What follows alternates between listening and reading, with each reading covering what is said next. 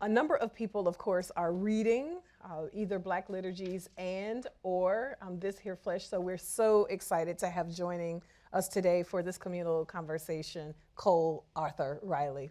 Please give it a hand. Welcome to Howard, Cole, and as we tell everyone who comes to Howard, welcome home. Welcome home. Thank you. Thank you for having me.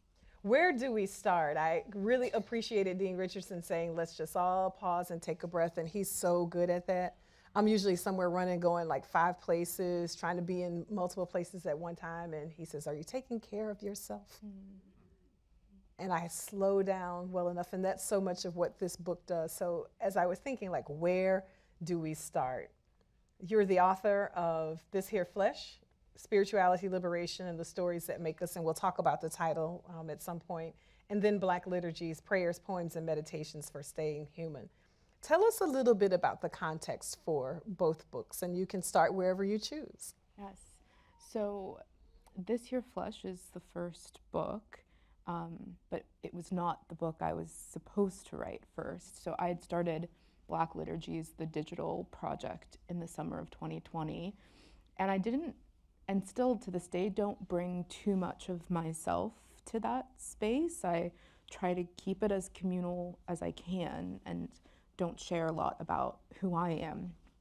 And when I was reached out to write a book, it was kind of meant to be born out of that project. And 2 things occurred in me at once, which is I didn't know quite if I wanted people to encounter me in book form, like a liturgist or a spiritual leader of any kind, if they were unfamiliar with who I am as a person. I think there's a really easy tendency to kind of idealize people that seem or appear mysterious online, and I think there's a reverence that people had for me that, not to sound self-deprecating, I just don't think I had really earned, and I wanted people to encounter my work for who I am, 33 years old, messy sometimes, you know, I eat chips for breakfast, I'm not some kind of distant sage, and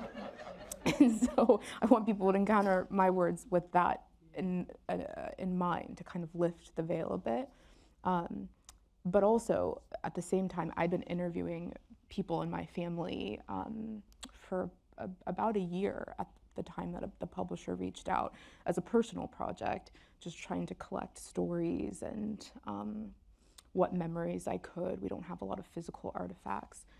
And when I went to write, it was very difficult to write kind of spiritual reflections. It was hard to write about dignity without writing about my father greasing our scalps in the morning. Like, their stories were so alive in me that they needed to show up on the page. So This Here Flesh kind of braids together the stories of my grandma, my father, and myself. And then Black Liturgies, which is the latest book, is kind of the freedom that This Here Flesh let me write out of, the freedom to kind of believe I could dare to write for kind of collective voice, so not a monolithic voice, but a collective one, and that is more closely tied to the digital project. So Black Liturgies, I've heard many people say, really got them through the pandemic. Mm-hmm. And as challenging as that can be, and as heavy of a load as it can be, you understand liturgy in a way that even church folks don't.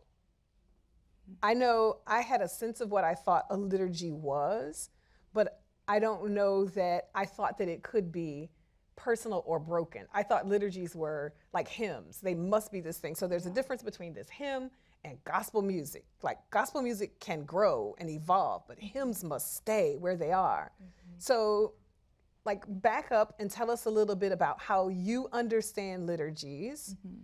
and then what kinds of things gave you permission to say that liturgy doesn't work. Yes. And I must create my own, mm-hmm.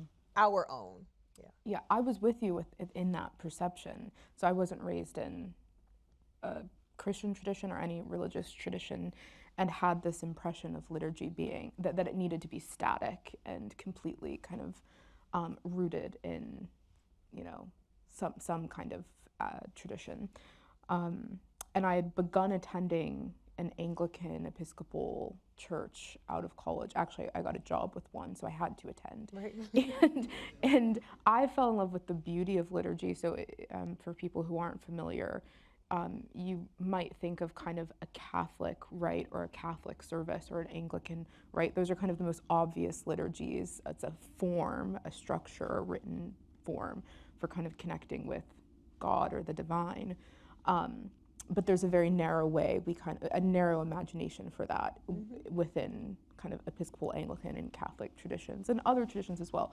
But the actual word liturgy, the Greek of it, translates to like work of the people, work of / for the people, and is pretty simple in that translation. And I think over time I've realized it's less about it needing to be written, it needing to be static, and it's much more about this collective form that we're trusting in. And I think everyone has one, whether we know it or not. We're all existing in different liturgies, these rhythms and these forms and these ways of being in the world and with each other. And it's just a matter of if we recognize them. And so I would say every church has a liturgy. They have a structure, and it's just how much attention they give to it. But liturgy for me I've been trying to peel it back to its most simple forms of like work of the people. Is it something that's helping people to approach the divine in a way that feels honest to them? I don't think it necessarily needs to be written. I don't think it necessarily needs to be all breath. I think we can complicate it and continue to reimagine that form. So when you began to write Black Liturgies, it was because there was a gap. It reminded me, and I know you evoke Toni Morrison with some frequency, especially with the title, but it reminds me of that Morrison quote that says, if there isn't a book, the book that you want to read has not been written, then write it. Is it that kind of thing that made you say, this isn't working, I have to do something else for myself and for others? Yes, in a way. I think Black people have been writing prayers for, as long as we've used them and have had liturgies. It's a matter of if we've had the privilege of having them kind of collected and preserved in a way for ongoing use. They're not always preserved as artifacts, or certainly artifacts that you can publish. So it's hard. It's not impossible, but it is hard to find prayer books written exclusively out of the Black interior life. But I don't think what I'm doing is altogether new. Like I said, I trace it back to people who have long had, people like Howard Thurman, who, had these practices of written prayer and written connection to God. And but yes, I said I started to attend this Episcopal church in Philly and work for it. And there's so much beauty. So the Episcopal Church uses the Book of Common Prayer. Of course, there's a lot of beauty in it. I'm a writer, so the beauty of the liturgy really, it spoke to me. I was also exhausted and didn't feel like I could do the work of articulation and trust myself to articulate a prayer or words, spiritual words to God in that season. So I found a lot of good and rest in them. But in a season like the summer of 2020, I say there are just seasons where it's hard to pray words written by a white man. It just is, and I think we have to be free to name that. And for all its beauty, I know what was happening to my ancestors when Thomas Cranmer wrote the Book of Common Prayer in the 15th, 16th century. And I don't, it's okay, I think, for me to have a little bit of skepticism and a little bit of distrust as to, is he really capable of speaking to Black interiority, even if his words are beautiful? And in certain seasons, the Book of Common Prayer might feel sufficient, and other days it just feels insincere to kind of speak those words as my own. And that's how Black Liturgies was born. I especially appreciate the clarity with which and the confidence with which you approach the notion that some things don't work in certain times, and to uncover at a very difficult moment also the ways that white supremacy is just embedded in natural, like no one even thinks about it. It's like, what do you mean this is a racist text, or that this text, the Book of Common Prayer, really reinscribes white supremacy without saying so?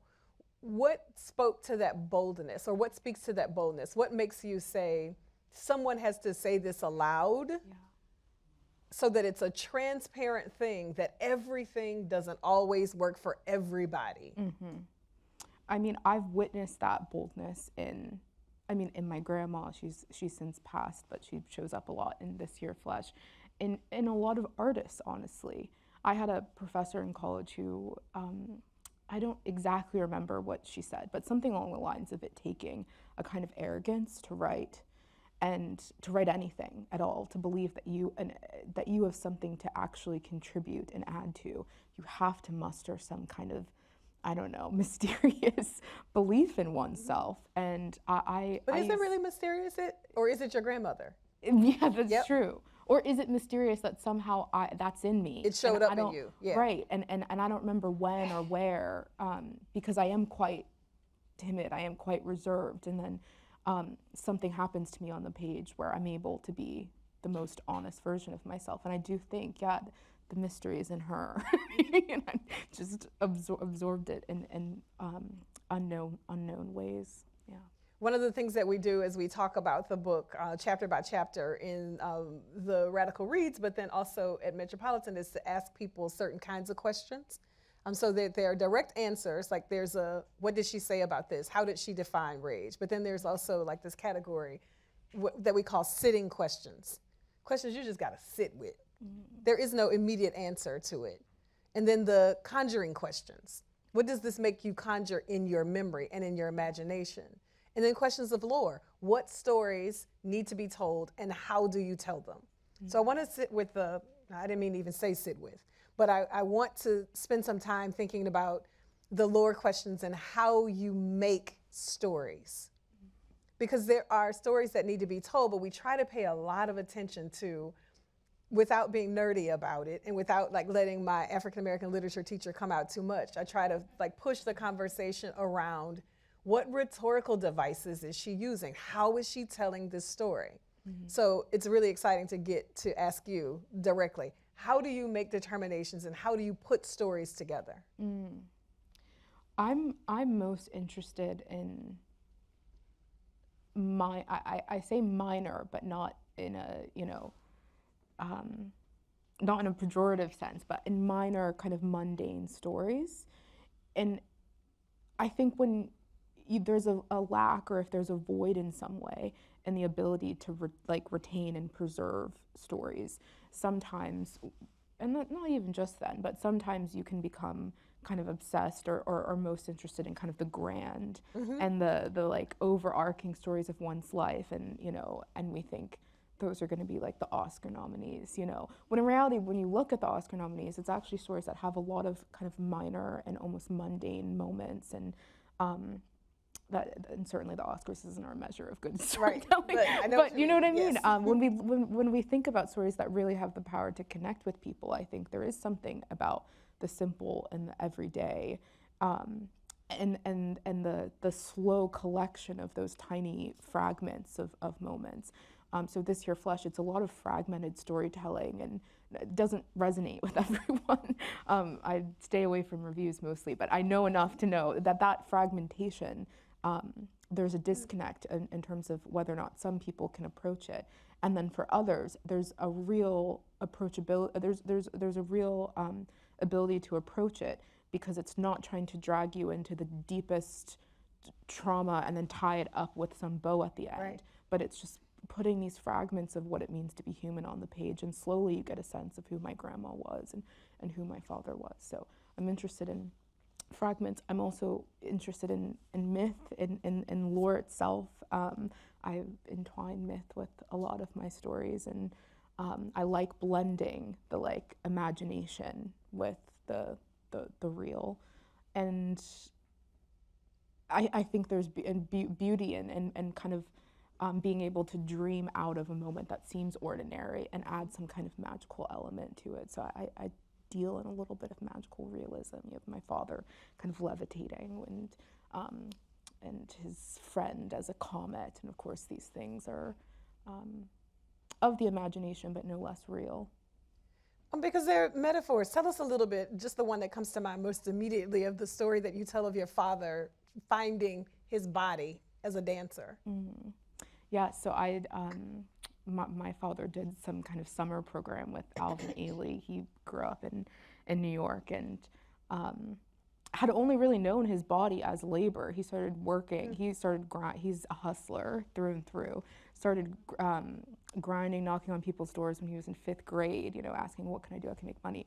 And he had this real awakening of the body when he was young and was given the opportunity to do this short summer or some short-term project with Alvin Ailey and kind of discover the power and the beauty of his body outside of those who only can imagine how much labor it can produce. And so I tell the story of him doing a jeté, which is a kind of leap for the first time, and kind of suspending in the air and having this encounter in the mirror with himself and seeing his body do something for beauty and not for product, and that kind of stirring something in him. And the fact that he makes that recognition himself such that it is not consumption. That is this kind of self-realization, this moment of beauty that he can glimpse. It's not that people are watching him, so the gaze is absent. But now that made me think about the story around the mirror. So the way that no one ever sees one's own reflection. I mean, all you ever see is the reflection. You don't really know what you look like. Yes. So I can give a little bit of background, but I think you'll do it better. So you tell it, please. Maybe. So I mean, I don't know if any of you have had this experience, but when you see someone else's reflection in the mirror for them and you just know for you, you're like, that's not actually what you look like. And you have that moment where you're looking at them through the mirror, you're looking at them in the face. I had that moment as a little girl with my father, and his face is not very symmetrical, so the mirrored version of him is very jarring. And so I had this moment where I looked at him and was like, that's not your face. Do you think that's your face? And of course, years later, many, many years later, I encountered James Baldwin, who talks about mirrors can only lie, and he's talking and pictures. Yes, in pictures, and he's talking about. I'm always thicker in pictures. That's not me. Yes, I feel you. But yeah, James Baldwin says mirrors can only lie, and so that's why. I mean, he's talking about whiteness and why white people need to be released from the tyranny of the mirror, because it's not actually, you need someone else to encounter you, you need someone else. So anyways, I write out of both of those experiences, the child who sees my father and thinks you need other people to really witness you, to even understand your own face.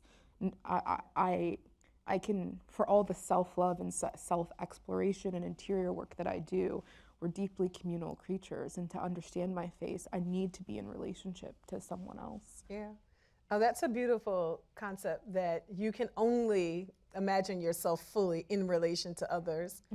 It reminds me of at Howard in the first-year writing program, and really the humanities in a general sense, we really gravitate around W.E.B. Du Bois's notion of broad sympathy, which is knowledge of the world that was, knowledge of the world that is, and then what is our relation to it. Not someone else's relation, not someone else's view of it, but what is in a standing, flat-footed, Black reality. What is our relation to the world? Not the opposite, but being aware of that knowledge of the world, that we can only come to know who we are in a kind of 360 view in relation to the world. You noted earlier, and it's clear in your writing, that you are a part of a tradition of Black contemplatives. And then other people who wouldn't necessarily designate themselves as contemplatives, but tell us who are some of the writers and thinkers that you see yourself in conversation with or try to be in conversation with. Certainly Howard Thurman comes to mind. I think he was the first, again, so I wasn't raised in kind of a Christian context, and my first experiences with that was Well, I guess my very first experience with that was with the Black church. We would get free lunches from this Black church, but my first experience with Christian theology, at least, was very white-dominated Christian theology, and I needed to. I don't know. Well, I didn't need to, but I did what I could to survive that place by adapting to what that context demanded of my spirituality, demanded of my contemplation. And so it reduced things like the contemplative life to just sitting by yourself in solitude and being quiet. And I took that on and thought, okay, this is what it means to be a contemplative. And Howard Thurman, for me, was a bit of a reclaiming of and a reimagining of, okay, no, he was interested in the contemplative life, but completely disinterested in being detached from the very real, present, physical injustices around him. And so deeply formed by Howard Thurman, who was speaking to trees and doing all this strange mystical stuff, but also Black fiction, I think. Yeah. So again, people who might not call themselves mystics or contemplatives, but I think of people like Toni Morrison and James Baldwin, and I certainly hope my work is at least in conversation with them on some level. Audre Lorde, certainly, and then poets, June Jordan and Gwendolyn Brooks and Ada Limon, and poets who are disinterested in resolution and more interested in kind of conveying what it means to be human, however imprecise that is. I want my work to be in conversation with and inquiry and messiness and being okay with it. Like the tendency of Hollywood or whatever mainstream thing we're after, really pressuring us almost, or certainly directing and suggesting that you can tie your life up neatly in a bow and it's going to be just fine, is something that you're pushing back against and saying the messiness really is okay and there's beauty in that messiness. I just really appreciate your willingness to give us permission for that. We talked a little bit about your grandmother being a source of inspiration for that, but as you're talking about the ways that you came into spirituality in different traditions, what would you say in terms of training or like academic training or theological training informs your fullness? I mean, very little theological training. People think I've been to seminaries, and very little. I'm just strictly a lay learner, and so in college I began attending a white Presbyterian, very conservative and hyper intellectual space, but simultaneously I was encountering a lot of Black fiction writers in the classroom for the first time. Sadly enough, I hadn't encountered Toni Morrison's work until college. Zora Neale Hurston, Richard Wright, all of this for me was, and I'd been in predominantly Black schools my whole life, Pittsburgh public schools, and still it was a dual kind of awakening in college, and all of it was new to me, and I couldn't separate what was happening in the theology that whiteness, a particular kind of whiteness, was demanding of me in a church pew with the kind of freedom and expansiveness of the Black novel.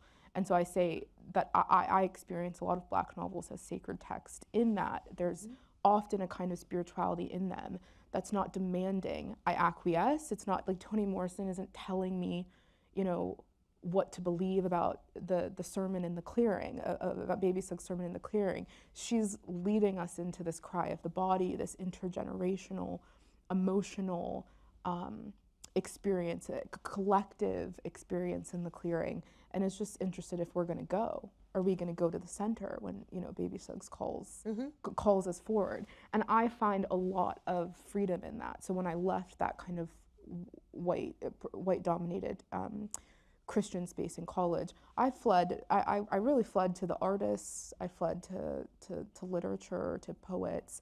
I didn't necessarily find myself trying to reclaim theology in Christian spaces or in spaces where there was theological training. Not to discredit that journey, it just isn't what I did. I just fled altogether and went to stranger places, and really to places that your belonging isn't at stake. If I would have went immediately into a different theological space, there would be a high chance that I would end up in another place where my belonging was dependent on what I said, what I claimed to believe about God or didn't believe.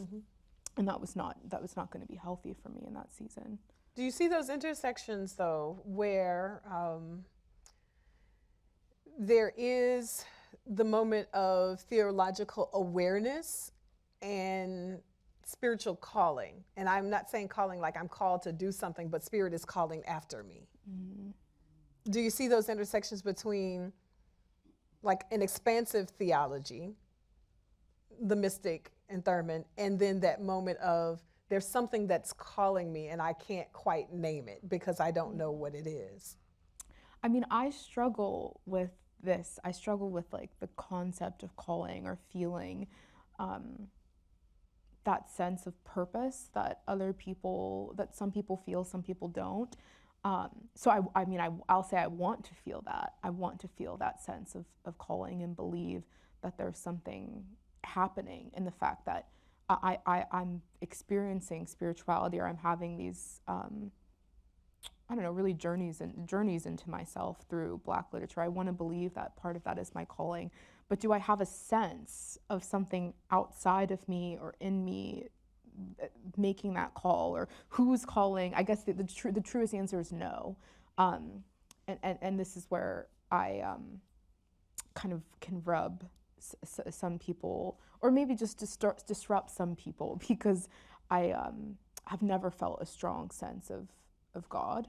I mean, I wrote a prayer book. At the end of the day, I have to contend with the fact that I wrote a prayer book to a God I'm not convinced exists, and I've never felt a strong feeling that there was a divine presence on the other end of my words. And still, I think there's beauty in the attempt. I hope that there's beauty in the attempt and the want to be called.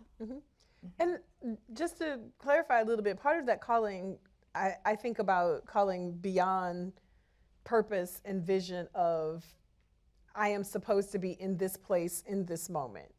I think about it as something's not right here, like instinct, like something that's calling me away from a thing or calling me to a thing, saying, take a step to the left, take a step to the right, or pick up this book, which I think to some degree you might say, like African American literature was calling to you because you had been in Black school systems, but somehow not experienced the literature in the same way.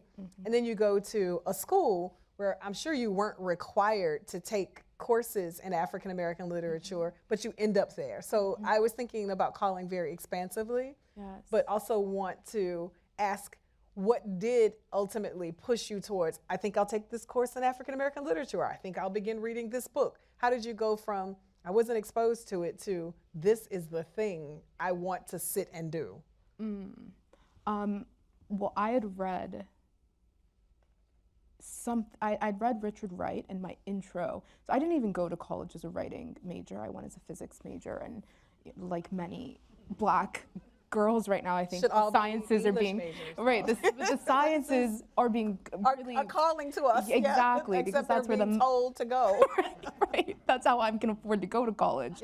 And so I was among that percent of people who was like, you can have this STEM scholarship, or anyways.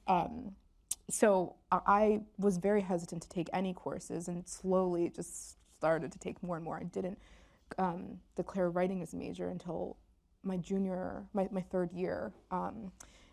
But in my freshman seminar, like literature seminar, I had read Richard Wright, and I had this just very cool professor, Black woman, shaved head, combat boots, and I adored her. I just thought she cared so little about making the people around her comfortable. And her name is C.M. Burroughs, and or that's her writing name, and I just became fascinated with whatever had formed her into that I knew I wanted to be formed by, and so began to kind of have an affinity. I took one more course with her, and then branched into other African American literature courses, and felt right. Yeah. I appreciate especially the candor, and I think through the books we are now accustomed to your transparency and your willingness to share life, but I especially appreciate how you're speaking to thinking that you're supposed to do a thing because everybody's supposed to do a thing, or this is my gateway into a thing, but being willing to say, maybe I should do something else. So I want to take a couple of questions or think about some of the questions that we have from our audience that is around writing specifically. Would you please talk a bit about well, let me back up. The person says, your book, This Here Flesh, has been such a blessing. Would you please talk a bit about your writing process, and more specifically, how did you get started writing? As a physics major. No, I'm kidding. So, I mean, my family, the things that they say about me, among like the three kind of family roles I have, the family stories they say, is that I wrote more than I spoke growing up. I was not a very verbal child at all. I had something called selective mutism, which is an anxiety disorder typically found in children, where in certain settings a child will feel unable to speak. It's not always children. And so I had a lot of speech delays, a lot of speech impediments, and for me it was quite severe early on. I wouldn't speak in the presence of anyone other than kind of my immediate household.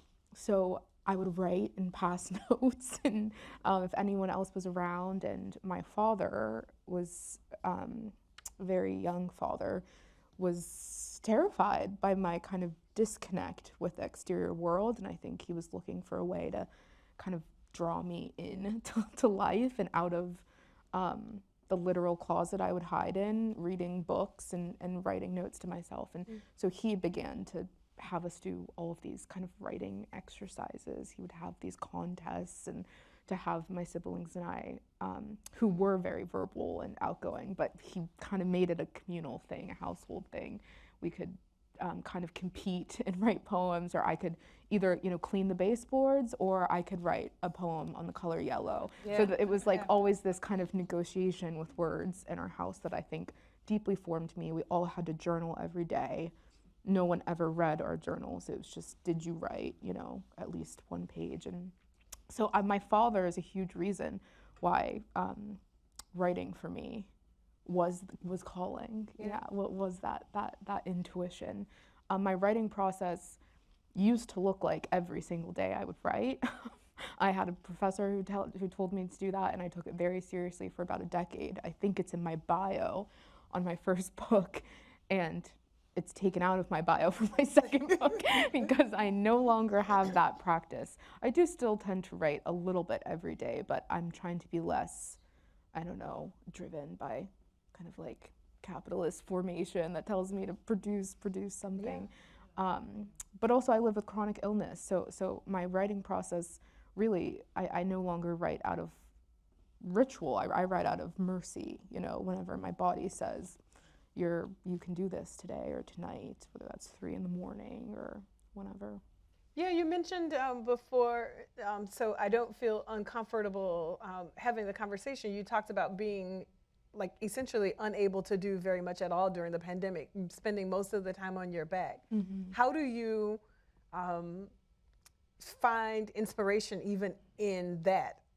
There's a celebration of life in that, like I'm alive, so okay, I can do something. Mm-hmm. Yeah.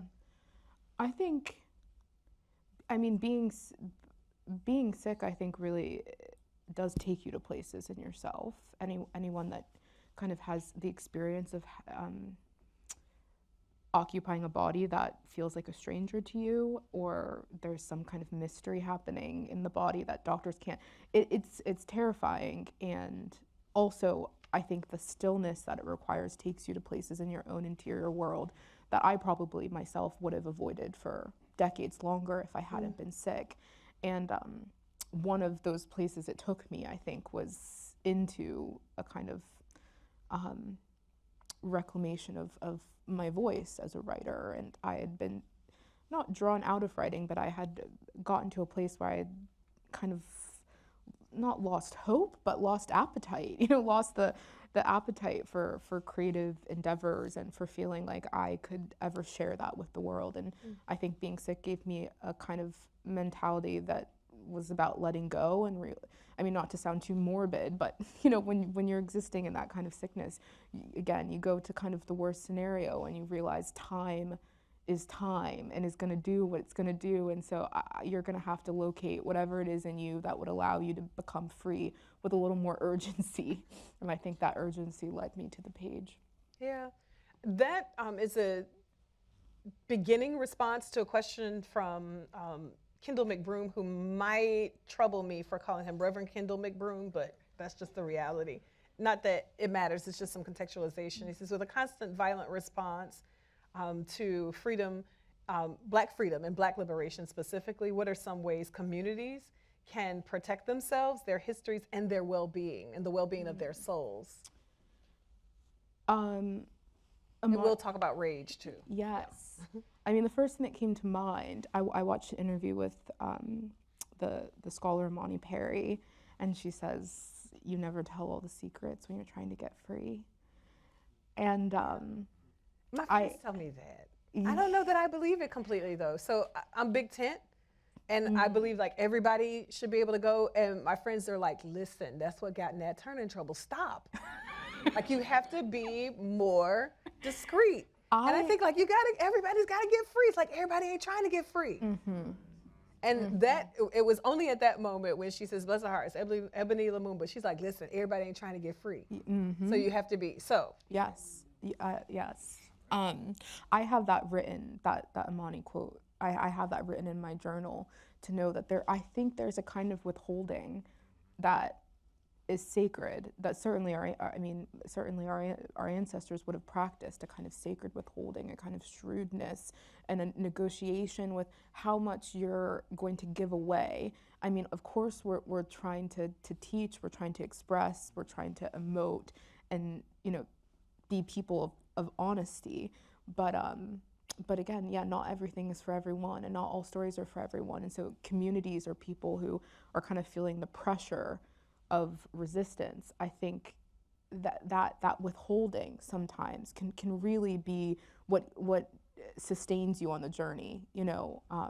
If you're giving away everything, if you're trying to save everyone you come across in the process, I don't think you're going to be saved ultimately. I think that's how we have people operating out of deep traumatic exhaustion, because they're taught they're supposed to save the world, that we're the light, when sometimes we're the dark. Sometimes we need to be the dark and to disclose and hide and realize there's safety and rest and protection and things not always being so clear and observable.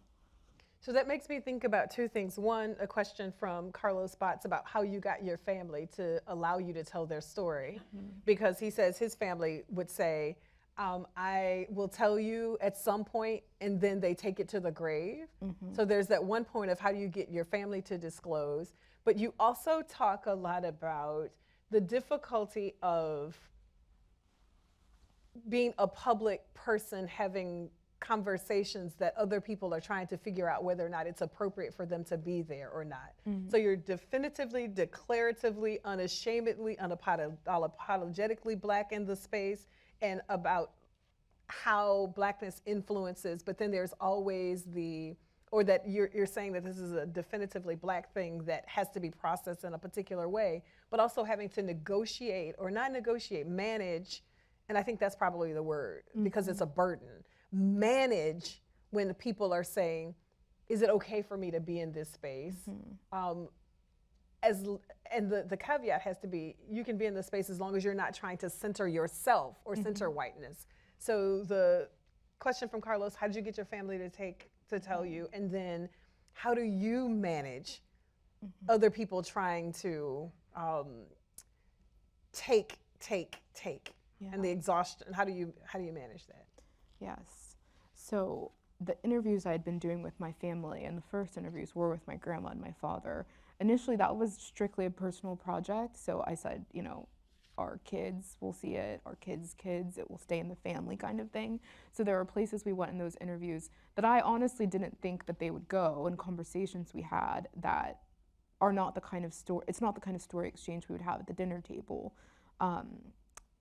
And stories I'd heard all my life in kind of diluted ways. I feel like something about the questions was opening them up to go deeper. So I had to do a lot of work to learn how to ask a good question again. my ability to ask meaningful questions I think, had really atrophied, and I was going for the most obvious kind of reduction of their stories as opposed to kind of those mundane fragments that collect on oneself. And so I then afterwards had to go to them and say, you know how you told me all those stories, I'm writing and they keep showing up, like I keep wanting to write, and was very, very, I mean, I'm indebted to them, very grateful that they both were all in. And my family's very private. I mean, people think I'm a private person. My family's very outgoing and and lovely and charismatic and charming. I'm not that. One thing we share is that we're very secretive, and they're just better about their secretive nature. So you think you're getting everything, and so yeah, it wasn't easy for them. But as we slowly, I think their love for me, first of all, is so profound that when they heard I could write a book, and they know I've been writing since I was a little girl, they kind of were like, we'll do anything, you know, and so that helped kind of transcend the fear of it. But also I think as they started to tell their stories, they became a lot more free with them, to the point where I had to defend and say, no, I'm not putting that in. And both of them, but especially my grandma, she would say, put that in. And I'm like, no way, Grandma, I'm not telling that story. And so I found myself to be almost more protective of their stories. So, you know, people encounter them in truth, but they're encountering, you know, particular, very highly curated stories about their life to protect in some ways. And there are all kinds of feelings about protecting people in writing, but I think it is a responsibility at times. So I was very withholding and kind of holding them back and not letting some things on the page. And then for myself, I have that written at the front of my journal. You never tell all the secrets when you're trying to get free. I have a list of things I'm so secretive. I have a list of things I won't disclose in public because I don't want to forget, and I don't want to give it all away. I'm like, what if I have 10 more years of this, and I'm doing 10 more years of interviews? I mean, God willing, I don't want to give it all away slowly. So I'm like, here are places I'll never go, and writing that down with clarity helps me when I encounter something casually to know, oh no, an alarm goes off, and I'm like, try to divert, change paths, change course, and I think that's good. As far as white people feeling possession or that hunger or that level of consumption, and or other people in general, I don't want to say I tried to ignore the white people in the digital space, but I certainly have to keep reminding myself not to adjust who's in the room with me as I'm writing. I'm always trying to ask myself when I'm writing lately, that's a part of my writing process. I ask myself, who's in the room with you? Like about once every hour to realize there's all these other voices I've let in, that just don't serve me and don't serve honesty. And so I'm trying to exercise those voices habitually to remind myself somehow they'll find a way, in, the white gaze, if you want to call it that, they'll find a way in, and you have to, evict them regularly and not think you've done it once. But yes, I tell white people, if you can come to the words and not center yourself, then sure.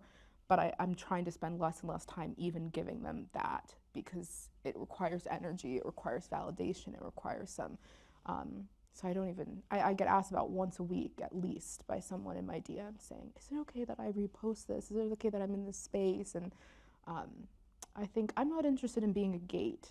That's exhausting, and that's an exhaustion I didn't want when I started the project. So I just let them answer that for themselves.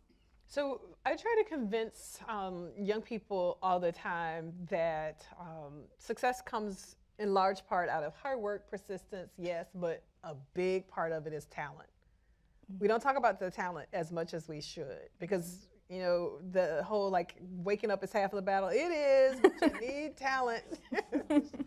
So how did you go from a relatively private person thinking, writing regularly, not always sharing it, to a moment where you move from friends who are followers on social media to becoming, I can't say Cole Arthur Riley because that's unfair because you've always been Cole Arthur Riley, right? To becoming, I'll just put a preposition, not a preposition, an article in front of it, becoming the Cole Arthur Riley. What's that journey? I know a lot of it is talent. Yes, I hope and think so. And a lot of it is, well, I'll say, when I started Black Liturgies, I did it anonymously. So initially what it was is I felt so desperate to say a thing, and I know that I'm most honest in writing. And that's always been true for me personally. That's not true for everyone. And so I wanted to say it in the most honest way. So I started Black Liturgies completely anonymously because I didn't trust myself to say what I wanted to say if people knew it was attached to me and my body and my name. And about 3 weeks, a month into the project, I realized that's not sustainable. That people need to know in order to trust, and I think that there's something credible in that. So it was a slow transition of first something in me feeling so desperate to get something out and feeling that kind of holy arrogance that maybe I could have something to contribute here in some way.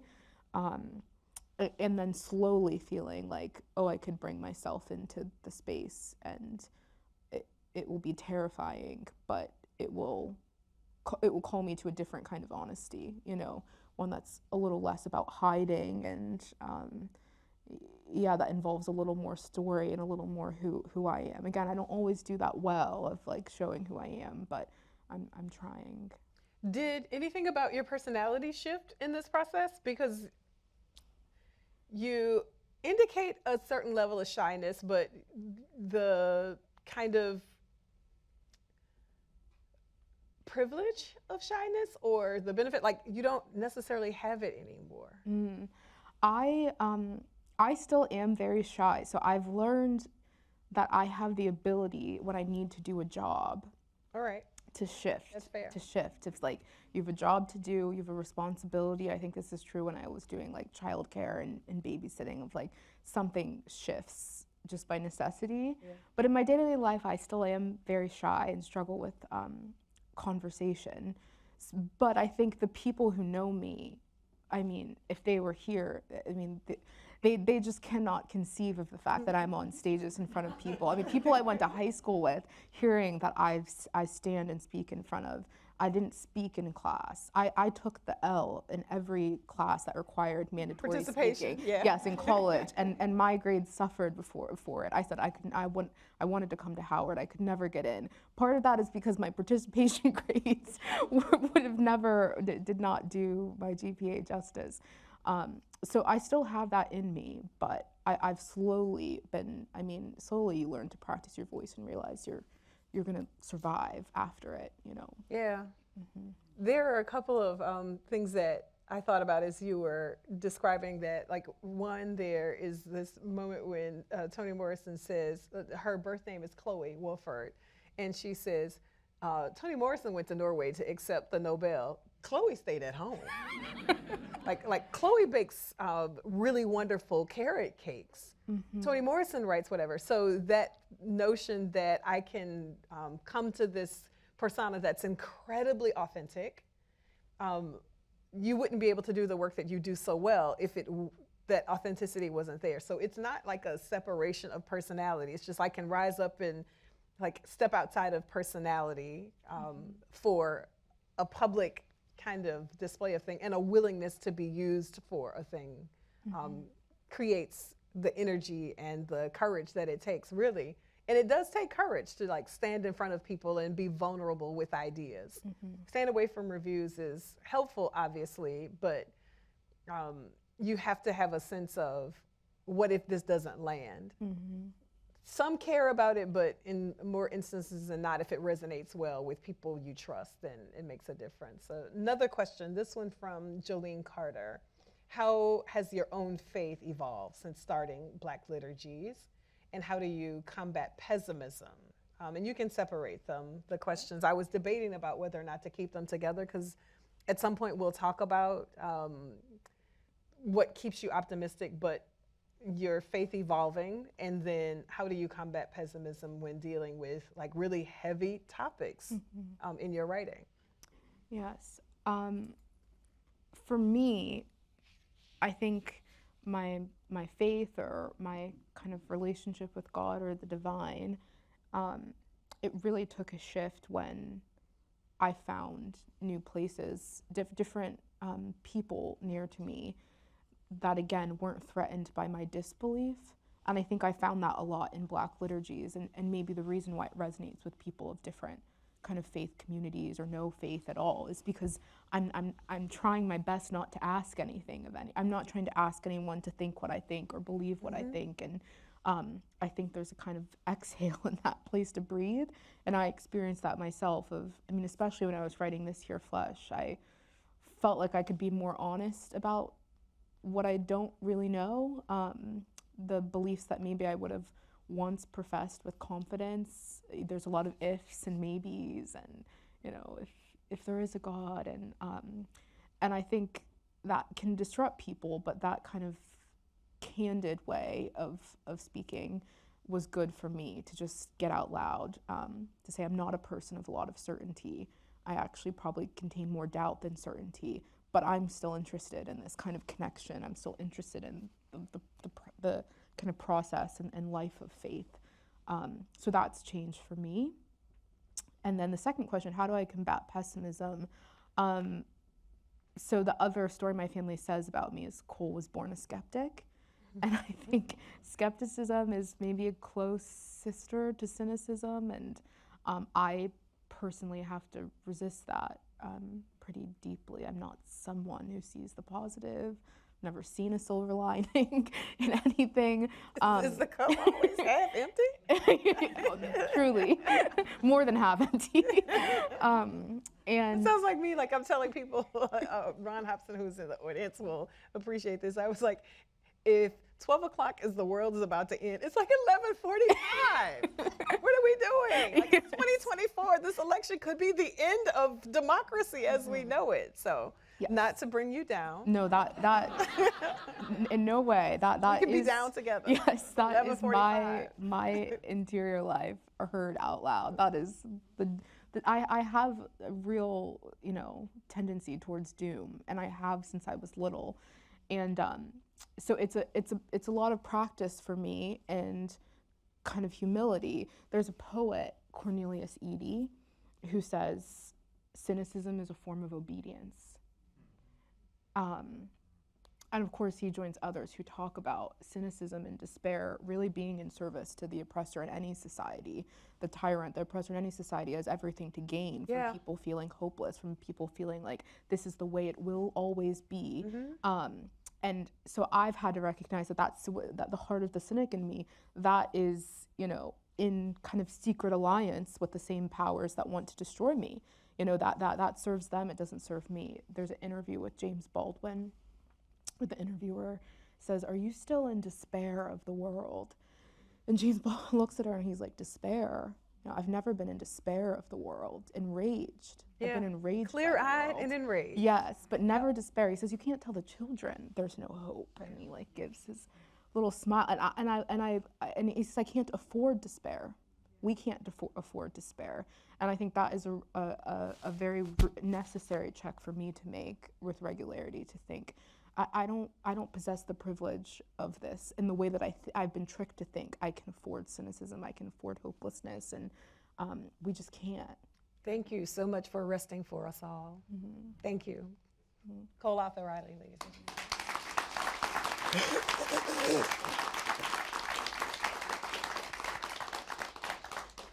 This program was produced by WHUT and made possible by contributions from viewers like you. For more information on this program or any other program, please visit our website at WHUT.org.